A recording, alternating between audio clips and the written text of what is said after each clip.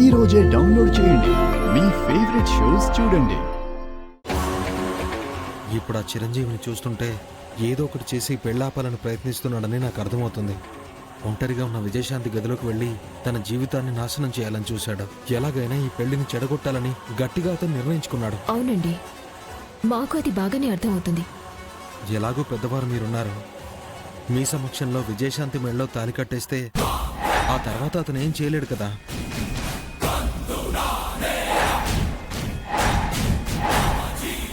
తను చెప్పేది నిజమే. మండపంలోకి వచ్చిన దగ్గర నుంచి ఏదో విధంగా పెళ్లి చెడగొట్టాలని చూస్తున్నాడు. అదేదో 4 గోడల మధ్యన పెళ్లి చేసేస్తే ఆ తర్వాత అతను చేయగలిగింది ఏది ఉండదు. సరే, మీరు తాళి కట్టేయండి.